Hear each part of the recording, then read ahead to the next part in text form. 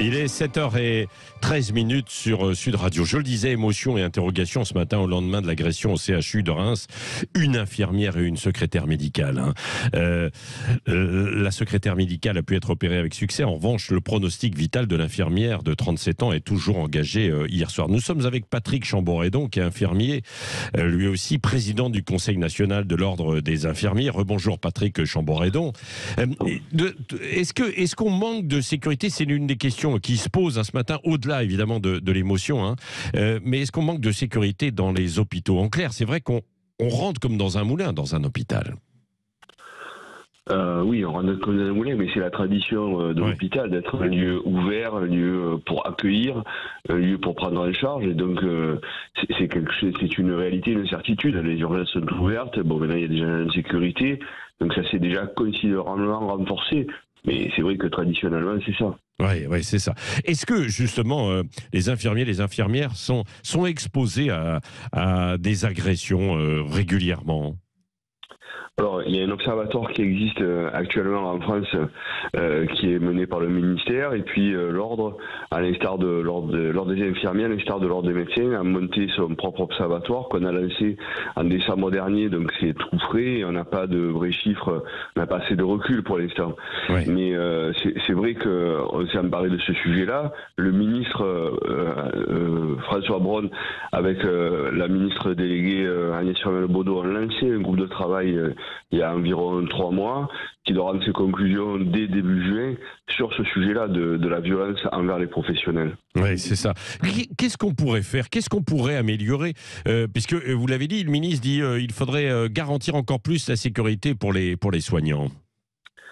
Alors peut-être des méthodes de filtrage comme vous indiquez qui sont demandées, mais il y a d'autres sujets. D'abord, voilà, aujourd'hui, nous on a appris ça au Conseil de l'Ordre hier après-midi. On était en session avec 400 élus de la profession à Paris.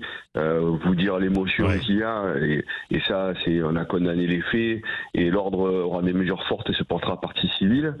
Et l'Observatoire de la violence que nous avons monté, il sert à objectiver déjà les violences subies par les infirmiers, 85% de femmes dans la profession, donc il faut qu'on mesure ce que c'est exactement comme violence, mais également parce que l'Ordre va mettre une entraide au service et à disposition des infirmiers, justement pour pouvoir les prendre en charge, les aider, les soutenir, et enclencher une procédure de partie civile.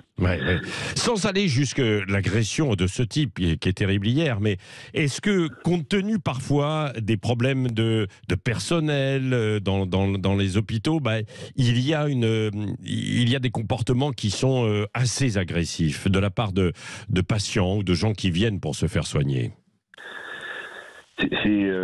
C'est pas le quotidien, mais c'est vrai que ça arrive. Vous savez, quand on est dans une situation de détresse et qu'on cherche du secours, qu'on cherche des soins, forcément, on est dans une tension et que c'est quelque chose qui peut arriver. Mais en tout cas, on ne peut pas penser qu'on se lève le matin pour aller travailler et qu'on rentre pas chez soi, on ne retrouve pas les siens, parce qu'on se retrouve au bloc opératoire, parce qu'on a pris un coup de couteau, c'est a l'air d'être dit là.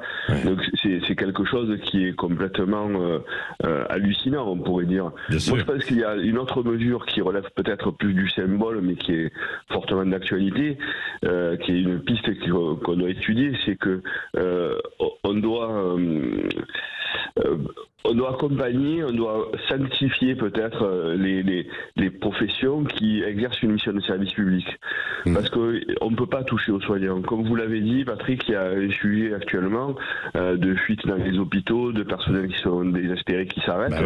Ce signal qui est envoyé là au travers cette attaque d'une violence inouïe envers une professionnelle qui est en train de travailler, peut-être que la personne, si elle a la notion que cette personne-là, si on l'agresse, elle sera sanctionnée de façon plus forte, et que ça pourra aller sur des sanctions vraiment dures, parce que c'est quelqu'un qui est chargé d'une mission de service public, peut-être ça fera réfléchir à 2 fois et ça tarira certains comportements qui se font auprès de ces professionnels. Ce qui est inquiétant aussi, Patrick Chamboredon, dans cette histoire à Reims, c'est que l'agresseur avait, lui, été mis en examen déjà pour des faits de violence aggravée.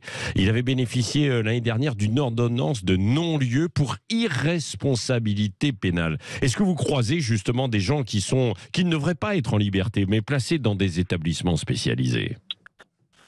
Écoutez, chacun a droit à des soins, quel que soit son état et son statut juridique. Donc à partir de là, moi je peux pas vous dire personnellement, il m'est arrivé de soigner des patients qui relevaient du service pénitentiaire. Donc ce sont des patients particulièrement surveillés, particulièrement dangereux, qui bénéficient d'une escorte. Donc à tout moment, il peut y avoir des choses qui se passent, mais on peut pas pour le coup être dans une opprobre totale vers tout le monde. Il faut savoir comment prendre ces risques. Il faut s'accompagner, se faire accompagner, peut-être par un peu plus de sécurité à l'hôpital.